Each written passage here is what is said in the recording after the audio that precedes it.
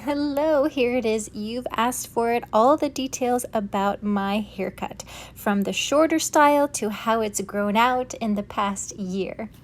Hello, this is April with Easy Curly Hairstyles, and my mission is to inspire curly hair confidence for you and your little ones by helping you build your toolbox of routines, techniques, and signature hairstyles.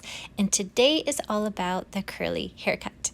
In this video, I'll share a highlight from my Q&A video last month where I shared details about my haircut, but I'll be adding in some bonus footage of how my hair looks now and how it looked last year so you can see both the long and short of it, because I did start this curly cut with shorter hair and I've gradually let it grow out and I'm loving the new look now.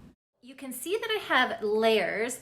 But I also have, from this section, I had it cut as curtain bangs, but I'm not totally using them. So face framing layers, they can get eaten up by one curl here. But essentially, I have long layers starting from here and that sort of taper down. So that's how the front part is cut. And then you can sort of see the different lengths here. And that's what gives me this rounded shape that I love.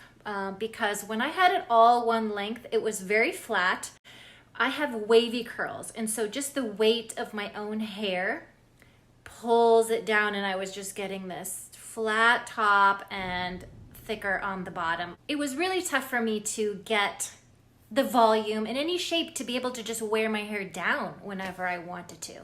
And that's really how I started doing these hairstyles every single day, because my hair down just didn't give me a style. It just looked unfinished, just ready to do something, but it wasn't doing anything. And so I knew I needed to figure out a cut. I was so nervous though to cut short hair. So here is a top section.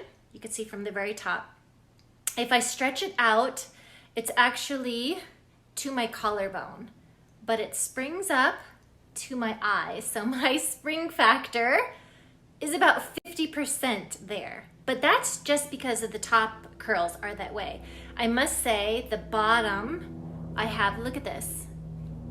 This is what I'm working with on the bottom. So everybody's hair is different. So I recommend going to a hairstylist who specializes in curly hair and understands this spring factor, because you will likely have 3 or more different curl patterns on your head. And so I like the rounded shape in the back. I'll show you real quick.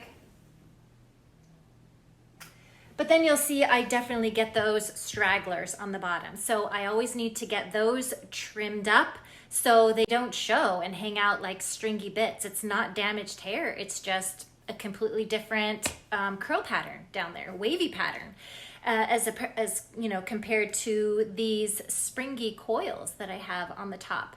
And so I just, you know, have these different layers to give me the shape that I need and help me to wear my hair down, wear it up. It's long enough that I can put it all up if I need to. So this is what my hair looked like a year ago when the shortest layer in the back was chin length and I still had those face framing layers and bangs. This is how my hair looks right now, and I have an appointment to have it cut in a couple of weeks, and I'll definitely show you what it looks like after that.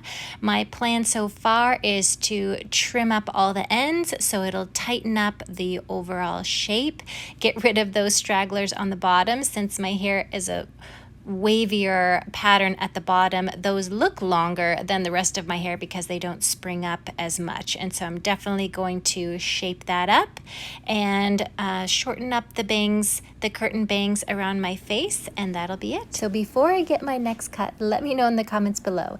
Do you think the shorter layers look best or the longer layers that I've grown out now? Oh, and be sure to also find me over on Instagram where I post daily stories, highlights, and behind the scenes as well. Thank you so much for watching. Please hit that subscribe button and like this video to support this curly content, and I'll see you next time.